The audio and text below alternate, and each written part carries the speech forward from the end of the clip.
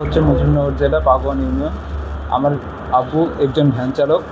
আমার আব্বু আমাদের ভ্যান চালায় আমাদের দুই ভাই বোনের পড়াশোনা করেছে এবং আমি 2025 সালে রিক্রুটিং পুলিশ ব্যাচে আমি 3 দিন সফলভাবে নিজের যোগ্যতায় সফল হয়েছি এবং 2025 সালে রিক্রুটিং ব্যাচে আমি যোগদান করেছি এবং এই যোগদান করে আমি আমার বাবার পাশে দাঁড়াইতে পারবো এবং বাংলাদেশের একজন সৎ পুলিশ অফিসার হয়ে আমি বাংলাদেশের মানুষের সেবা করতে চাই। তোমার এই চাকরিটা তোমার পরিবারের জন্য প্রয়োজনটা কতটুকু ছিল? পাওয়ার প্রয়োজন অনেক বেশি। আমার আব্বু খুবই অসুস্থ এবং আব্বু ভ্যান চালায়, এভাবে আমাদের সংসার চলতো না। আমি চাকরি পেয়েছি এবং আমি আমার আব্বুর পাশে দাঁড়াইতে পারবো এবং আমার পরিবারের দেখাশোনা করার দায়িত্ব নিতে পারবো।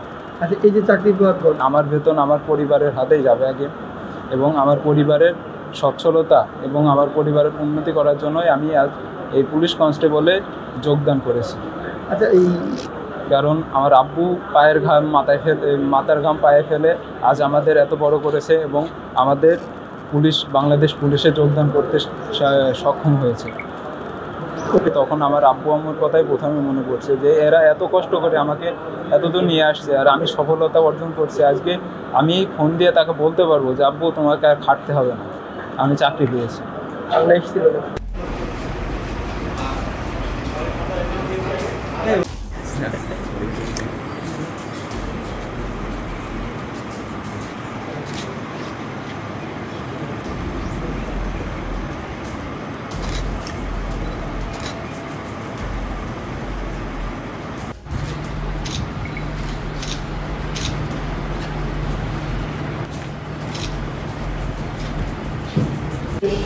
মোহাম্মদ রিয়াজ আলী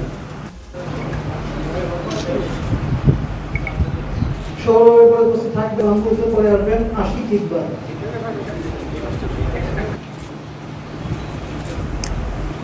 মাঝামুলের পরে আসবেন সকালবেলা আপনারা এই 9 এবং 2-11 একই প্রক্রিয়া থেকে সেটা সম্পূর্ণভাবে করতে পারবেন। আমি আপনাদের সকলকে আন্তরিক সাধুবাদ জানাই। সামনে এগিয়ে যেতে হবে। আমি স্যারকে বিনীতভাবে অনুরোধ করছি ঘোষণাগুলো।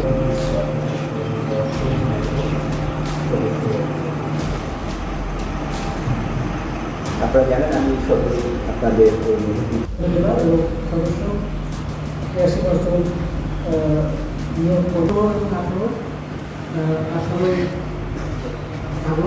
এবং আচ্ছা, ধন্যবাদ আপনার প্রশ্নের জন্য। আমরা বাংলাদেশ পুলিশ বিগত বেশ কয়েক বছর থেকে আপনারা জানেন যে পরিবর্তিত নিয়োগ পদ্ধতি অনুসরণ করার মাধ্যমে সুনামের সাথে সারা দেশব্যাপী স্বচ্ছতার সাথে টিআরসি রিক্রুটমেন্ট কনস্টেবল সম্পন্ন করে এসেছে। তারই ধারাবাহিকতায় 2025-এ এই পর্যায়ে টিআরসি রিক্রুটমেন্ট সম্পন্ন হলো। যারা নিয়োগ পেয়েছেন তারা তাদের যোগ্যতা, মেধা, দক্ষতার ভিত্তিতে নিয়োগ পেয়েছেন। তারা মাঠ পর্যায়ে যখন আসবে তখন তাদের কাজের দ্বারাই আপনারা তাদের দক্ষতা উদাহরণ হিসেবে দেখতে পাবেন আশা করি। আর আপনারা মেহেরপুরবাসী, মেহেরপুরের সাংবাদিকগণ, মেহেরপুরের সাধারণ জনগণ সর্বদাই পুলিশকে সহযোগিতা করে এসছেন। আপনাদের সহযোগিতার ফলেই আজকে এই সুন্দরভাবে এই নিয়োগ প্রক্রিয়া সম্পন্ন করা সম্ভব হয়েছে। মধ্যে পাইনি, যদি কখনো এই ধরনের কোনো সংবাদ পাওয়া যায় অবশ্যই তার বিরুদ্ধে আইনগত ব্যবস্থা গ্রহণ করা হবে।